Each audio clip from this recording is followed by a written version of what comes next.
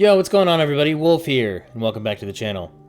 So a few days ago, the Minecraft add-on Dragons dropped a massive update. It includes 2 new dragons with armor sets for each, a bunch of quality of life changes, texture changes, bug fixes, as well as a bunch of new features that the community has been asking for. In this video, we'll be taking a look at all of the new stuff, as well as testing out some of the changes that were made from the original version.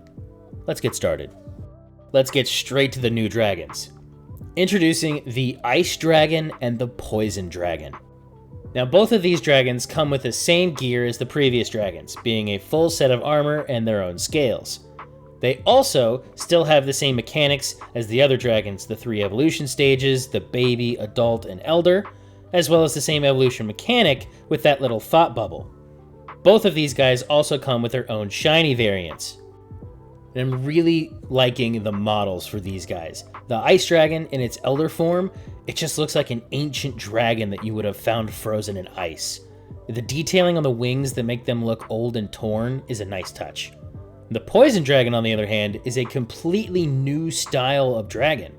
It's Shapescape's first bipedal model, and it has the dragon standing upright. Very reminiscent of like the Deadly Natter from How to Train Your Dragon. Am I a little disappointed that these textures don't have any glow in them? A little. Remember, my favorite part about the first 3 dragons was that each one had some detailing that would glow. The Crystal Dragon's wingtips glow, the Thunder Dragon had glowing lines that looked like lightning, the Shiny Fire Dragon's wings would glow. But these guys, they don't seem to have any type of glow anywhere. As for the armor, they stuck to very similar designs as the original 3 dragons, but a very small detail that I really liked about the Poison Dragon set is this extra fin, feather, horn, whatever these things are on top of the Poison Dragon's head. They tried to do the same thing in detailing the helmet, which I thought was really cool. Now, if they just make the set for the shiny Crystal Dragon with the glowing gold horns, I'm gonna be happy. You hear me, Shapescape? Do it. I need it. Now, while the introduction of more dragons is great, the updates that Shapescape added are the biggest win here. All dragon types have gotten spawn changes. Now they have dedicated biomes that they can each be found in. Fire dragons spawn in mesa, desert, plains, beach, and forests. Crystal dragons spawn in cherry groves, flower forest, and roofed forests. Thunder dragons spawn in mountains, taiga, and jagged peaks. Poison dragons spawn in swamps, roofed forest, jungles, and mutated versions of every biome. Ice dragons then spawn in all icy and snowy biomes. Although this change is subtle, it makes so much sense. One of the biggest complaints from other dragon add-ons is there's really no rhyme or reason for the spawns. This is a great change, and it makes everything feel more realistic. Another change to the dragons themselves is that each have a unique attack now.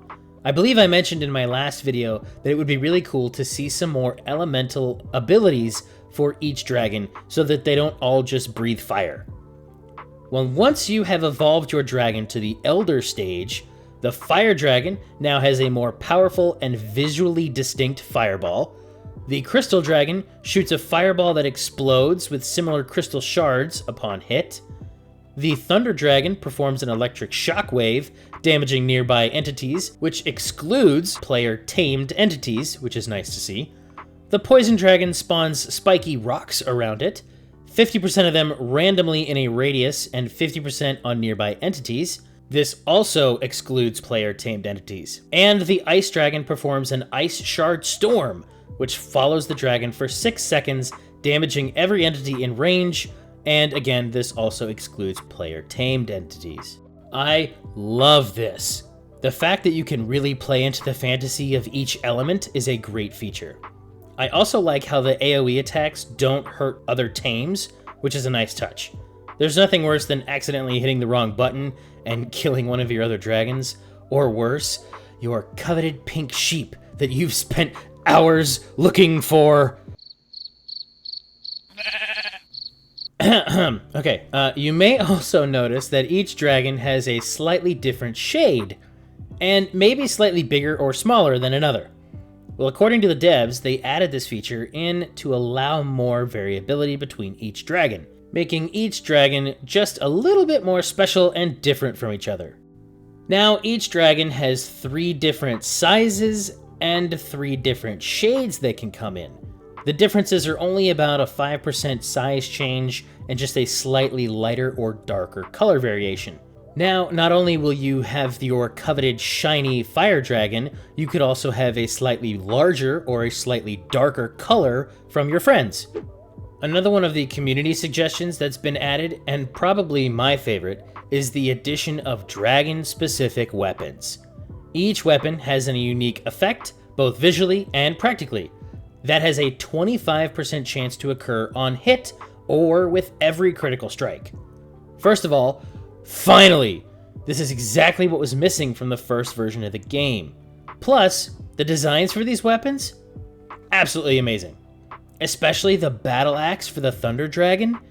However, huge missed opportunity here. It could have been a hammer, or maybe coding it as the mace, because then everybody could just run around as Thor. I mean, how cool would that have been? But moving on, like I said, each weapon has its own ability. The fire sword will apply flame, the poison sword will poison enemies, the ice sword will then slow enemies, and the crystal sword applies blinding and weakening. But the Thunder Axe, I'm not 100% sure what it actually does. It still has the same visual effect as the other swords, but it kind of just shocks the enemy. It doesn't apply any debuffs as far as I can tell, but if you guys can figure it out, let me know in the comments down below. And now along with these weapons, they also added dragon heads. Just like the Elder Dragon head, it can be placed as decoration or worn as a piece of armor. These have a 25% chance to drop from wild dragons when defeated by dragon weapons. Now, last of the major updates is good news for all of you shiny hunters. Now, there is no breeding in this update, but they have added a mechanic that will allow you to more easily farm and collect dragon eggs. After your dragon has reached the Elder stage, you can then leave the evolution mechanic on, which will allow your dragon to continue to request items to eat. When feeding it, it will lay an egg of its respective element. This is pretty cool, but it does have a cooldown, however. You can only feed the dragons roughly like every 20 minutes or so. Now this is going to make collecting all of those shiny versions just a little bit easier. But remember, those dragons only have a 5% chance to be shiny when hatched from an egg. Now I know there was a lot of you that were upset about not being able to tame the dragon traders' baby dragons. But with this update, the devs have added an item called a Dragon Tamer Cookie, which can be used to tame the dragon traders' dragons. No more lonely baby dragons wandering the map with no one to love them.